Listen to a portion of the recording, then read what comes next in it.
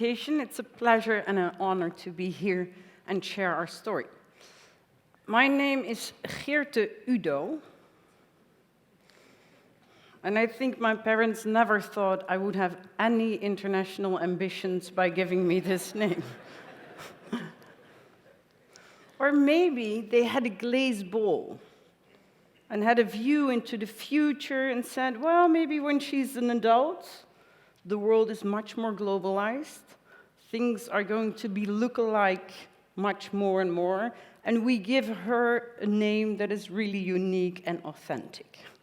So if you look for me, Google Geerte Udo, you find me.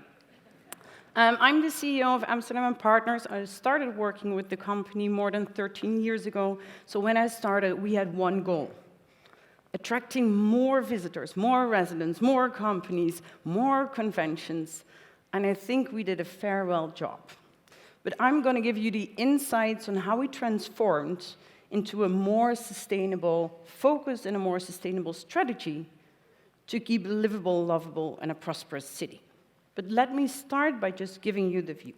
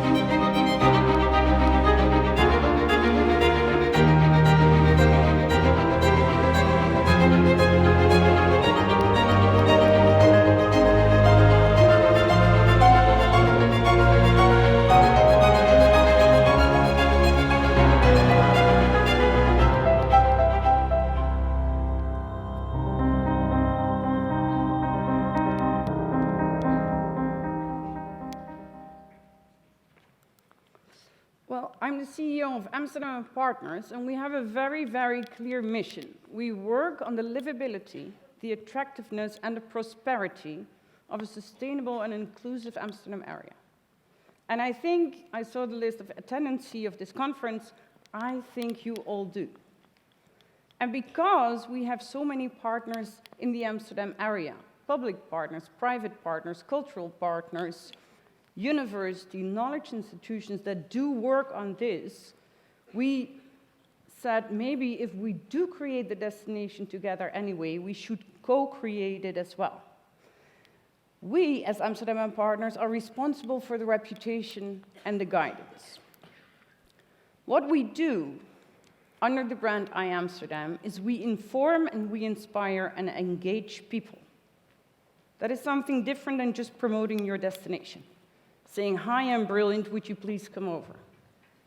We really have to step into the minds of our target audience to make sure that we know what they think, what they want, and how they behave. We do it by storytelling, based on data and insights, and via online print media and through service points, of course, and events and activities. And buy is for us the most important line. Every day in our office, the question is, how do I tell the right story to the right person at the right moment via the right channel? Because nowadays we get 5,000 messages a day, if you count your email, social media, news, friends, etc. So how do I stay out? How do I make sure that I get your attention in these 5,000 messages a day? We have an integrated, holistic approach as Amsterdam&Partners. We work for the whole metropolitan area. That's the city of Amsterdam, plus 32 different municipalities around Amsterdam, and 2 provinces, North Holland and Flevoland. And we have this integrated approach because we think, beside culture, nature, and all the things that destinations have to offer, the human beings create the soul of a destination. And the human beings that are in a destination are a lot of times people that live there, the residents, people that work there, and the people that visit it. And we saw the last 15 years that our destination expanded in all these target groups. We have way more residents, we have way more visitors, we have way more companies, and way more conventions. And that brought us a lot. It brought us a lot of wealth, it brought us a lot of culture, perfect public transport systems, etc., etc. But it also caused some challenges that we all have to deal with to make sure that we can facilitate the growth in the future. This is how we were organized before 2013. We had a tourism agency, a convention agency, a cultural promotion office. We had a branding office. There were even business branding offices as well. And we decided to do not bother you as a consumer how badly we are organized. Because if you Google, you will just Google Amsterdam. And wouldn't it be much more powerful if we create platforms together where you can find us much more easily, we have a much more professional organization, and we can tell you the right story at the right moment via the right channel at the right time. So we did merge in 2013 into Amsterdam and marketing. But as you know, the word marketing means market getting. And we found out in 2013-14 that this huge and fast growth of our destination had a lot of positive effects, but also at certain points, on certain spots, caused a burden. So that is why we transformed our strategy, and now we merged not into different organizations, but we just changed the name into amsterdam&partners. And the reason because of that is that we had to focus much more again on this co-creation, because we have to change the future together. This is our budget. We have 11 million running budget every year for the whole metropolitan area, and I'm sorry, there's a little mistake. It's 47% is public money and 53% is private money, and it's divided in this way. So 1/3 of our income comes from City of Amsterdam, 1/3 from consumers, because we sell city guards, maps, merchandise, and a lot of other stuff, and 1/3 comes from our partners. And as you see, they're touristic, and our definition touristic is the really hardcore hotel, etc. business. We have cultural partners, we have the regional municipalities, and we have other partners. We also have the big companies like Deloitte, PwC, all the big banks, because we also build a reputation if it comes to a destination for business. And the reason why we have this integrated approach is not only because the human beings create the soul of the city, but also because at the end, the destination is the same, and you are human beings. And we're here together because we're in the same business. But I'm a leisure visitor as well. And maybe my brother has an investment company. And maybe my daughter wants to study abroad in a university. And I'm still the same, and the destination Madrid is still the same, or the country Spain. So always keep in mind, you need to have these target groups for your communication, but at the end, the brand loyalty is to a human being. Of course, if you have 950 partners like we do have, you need to organize them well. And we need them. We're the people that tell the story for the reputation building and the guidance, but they are the ears and the eyes of our company. So they're organized. We have an organization that is really giving us advice from the citizens' perspective, cultural institutions, hotels, restaurants, tourism, and convention industry, and our big business club. And yes, we do work very closely with the City of Amsterdam. And it's not only because of an economic income. It is much more on the topics. If you want to seduce locals to discover their city much better, and you want to try to seduce visitors to behave different, you need to work with all these departments. Of course, with the Economic Affairs Department, but also with the Cultural Department, with the Sports Department, the Economic Development Board, because again, they are all partners in realizing our strategy. Like I said, we changed strategy because we know, if you look into the predictions, that the amount of visitors, the amount of residents, and the amount of companies that will come to our destination will grow. So why invest in something that is already happening by itself? So we said we should invest in building a much better reputation. Do you know why you should come over to our destination? And it's not because we're the best. Madrid is beautiful, Barcelona, Sevilla, all these places are beautiful. You have to make sure what makes you unique. Because in the world of globalization, authenticity is key. So we changed in our philosophy and we said, okay, we have to put the residents in priority. Because there are certain spots on certain times in our old city center where the visitor economy can cause a burden. But also because we said, okay, if you look back in history, human beings stick together and created a destination. And then, of course, we invited people to come over to have a look, and we earned a lot of money with it, and we invested back in the city. That's really great, but at the end, we think that visitors, business, and conventions should be more than welcome if they add value to the destination and to our local community. And luckily, a lot of them do, so we invest in them. We shifted from quantity to quality if it comes to reputation building and guidance. Things will be totally different if economy goes down, but if the expectation numbers are as they are shown, doubling of the flight movements in 10 years, we will get a lot of more visitors, and we have to make sure that the residents feel at home as well. We work and connect with our partners, like I said, locally, nationally, but also internationally. We work with a lot of European cities to see how we can be a hospital and an open and tolerant destination and taking care of the negative part of the visitor economy. Because it's not or, it's and. But also, for instance, if it comes to legislation on private holiday rental, why do we all try to solve the same problem? So we stick together with 18 cities and trying to get the right legislation at the European level. Because then you can decide for yourself, does it add anything to my destination? Or is it harming the social infrastructure, as in our case, in our old city center? And we still use the motto of Amsterdam because it's strong. And if you want to build a reputation of your destination, we always say stop promoting and start thinking. We think that a destination is like a department store, as you can see. In a department store, we have this one, it has more than 5,000 products. But if you start building a reputation, as we tried to do with the first movie, you have to choose. What do you put in the windows to seduce people to come in? And of course, it's a metaphor, but it really helps. And you have two ways of decorating a window. You can put everything in the window that you have in the store. People will just pass by.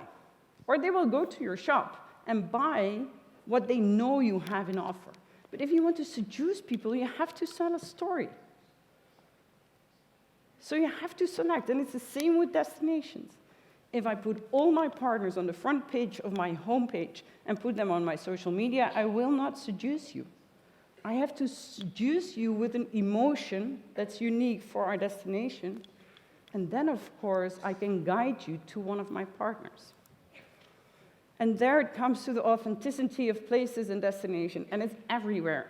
We're all human beings. We share, I think, I'm not a biologist, but I think we share 99% of the same DNA. Like cities. Every city has shops, culture, restaurant. So don't tell me, hi, come over, I have shops, restaurants, and culture. I know, you're a city. Tell me what makes you unique. And it's the same for a lot of nature areas. Seduce on the phrase of identity. So we selected our identity and we said every story we tell has to be a crossover of creativity, spirit of commerce, and innovation. And I was very, very thankful to the former presentation on the changes in the aviation industry, because there you saw my preferred partner, KLM, who is one of the creators of Spirit of Commerce, combined with creativity to make that change. So we really highlight these stories that show our identity. Back to our main strategy. If it comes to residents, what do we do with residents? We believe that residents are a lot of times a little bit like visitors. And they actually, if you look into the data, behave a lot the same. So if we want to seduce visitors to behave different in our destination, maybe we should start with the residents. So maybe we should start seducing residents to discover their city first. We all fly around the world to discover new places. whenever you go on a safari in your home destination. Never. And we know that if people discover, they change their behavior. And if locals start visiting different areas, it's good for economy, it's good for culture, etc. And if they do so, then we have a bigger area where we can also guide the visitors. But we have to start with the residents, also because it gives them pride. And it also shows them that we do have some challenges if it comes to the visitor economy, but we also have a lot of love in other areas where they're still happy and welcoming the visitors. We try to seduce them to consume much more culture, but also if it comes to attracting business, it's not focused on more and more, but we really look like which kind of businesses or conventions add value to our destination. For instance, we have the cardiology convention this year in Amsterdam, and we organize with the local committee a local event so Amsterdam people learn about how to be better for their heart. So besides that the convention, of course, is really good for the industry, it also has a legacy for the inhabitants and the residents of Amsterdam. And we use locals and residents and, of course, visitors to try to see other destinations, other neighborhoods and the metropolitan area. Also other destinations. It's fine. We travel so much that a lot of other destinations are fine as well. But the most important there is the data. And if I talk about data, it's not about the numbers, it's about the insights. Be aware if you talk about data. Because the data doesn't say anything. If I pull the question, is 3 hairs is that a lot or a little? When it's on your head, it's a little. When it's in your soup, it's a lot. So it's never about the numbers, you have to put it in context. If you want to guide visitors to other areas, you have to know why they come to your destination, what their needs are, and what they are looking for. People that are first-time visitors for a destination, they go to the Canal District, and they go to the Van Gogh, and maybe they go to the Red Light District. We know, and they will. But there are a lot of people that have different needs, because they've been there more often, because they're much more focused on culture. So by collecting all these data, it's much better for us to guide them. Also, when it comes to the metropolitan area, so insights are the one that we're really investing big time. The other one is technique. Some other presenters already pointed it out. We're moving in a fast world, and we do not have a clue how we will consume information within 10 years. What we do know is that artificial intelligence will be very, very important. And the good thing about artificial intelligence is that it's easier for us to tell the right story at the right moment to the right person at the right time. But you have to invest in making the algorithms. Because of course, like I said, we all are alike, but we are also unique. And as presented before, if it comes to the needs you want for a room, maybe with your sea view or not, etc., you have to build these algorithms. But it's very important, if you want to spread visitors or seduce them to behave differently, know what's in their mind instead of just showing what you have to offer. And we do that as well with the metropolitan area. This is the Amsterdam metropolitan area, like I said, 32 other municipalities. And of course, when it's election time, we fight with each other. The other one is very important. They have to invest in their own identity. It's not that we think that they should adapt the Amsterdam. No. Authenticity is key, also within this metropolitan area.